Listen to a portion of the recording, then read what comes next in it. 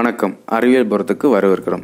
நிலவுக்கு மீண்டும் விண்வெளி வீரர்களை அனுப்பி அங்கேயே தங்க வைக்க நாசா திட்டமிட்டிருக்காங்க. அதாவது சந்திரனுடைய சுற்றுவட்ட பாதையில் அமெரிக்காவும் ரஷ்யாவும் கூட்டாக சேர்ந்து ஒரு புதிய விண்வெளி நிலையத்தை உருவாக்க திட்டமிட்டிருக்காங்க. இதற்காக நாசா கூட எல்லாம் சேர்ந்து பல தனியார் நிறுவனங்களுக்கும் அழைப்பு எடுத்திருக்காங்க. அதாவது அமெரிக்காவும் ரஷ்யாவும் இதுக்காக ஒரு ஒப்பந்தமும் தயாரித்திருக்காங்க. அந்த ஒப்பந்தத்திற்கு பெயர் பார்த்தீங்கன்னா ஆழ்ந்த விண்வெளி நுழைவாயில், அதாவது டீப் ஸ்பேஸ் கேட்வே என பெயரும் போட்டிருக்காங்க.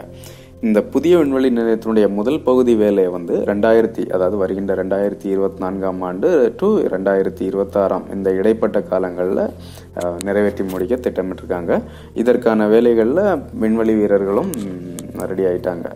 அதாவது விண்வெளி வீரர்களை செவ்வாய் கிரகம் அதே மாதிரி பார்த்தீங்கன்னா மிக நீண்ட தொலைவில் இருக்கக்கூடிய கிரகங்களை ஆராய்ச்சி செய்வதற்காக பூமியிலிருந்து செல்லக்கூடிய விண்வெளி வீரர்களை அந்த இடைநிலை, அதாவது அந்த விண்வெளி நிலையத்தில் தங்கி அங்கிருந்து திருப்பி அவங்களுடைய பயணத்தை மேற்கொள்ள இந்த இடைநிலை நிலையமாக அமையும்.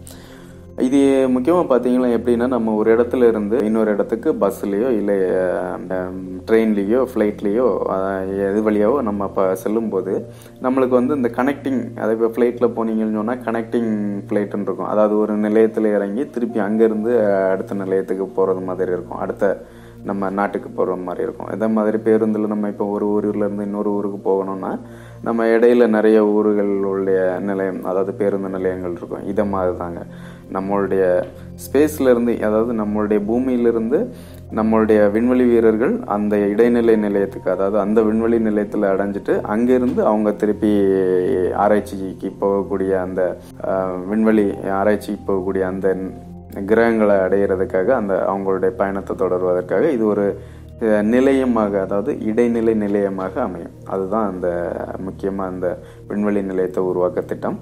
அதற்கு முன்னாடி இந்த மாதிரி செவ்வாய் கிரகத்துக்கும் மற்ற பல கிரகங்களுக்கும் மனுஷனை அனுப்புறதுக்கு முன்னாடி அமெரிக்கா ஒரு திட்டமிட்டிருக்காங்க. அதாவது நிலவுக்கு மீண்டும் விண்வெளி வீரர்கள் அனுப்பி அங்கேயே அவங்க தங்க வைக்கப்படுவதற்காக, அங்கேயே தங்கி அவங்க அங்கேயே பல ஆராய்ச்சிகளை மேற்கொள்வதற்காக திட்டமிட்டிருக்காங்க.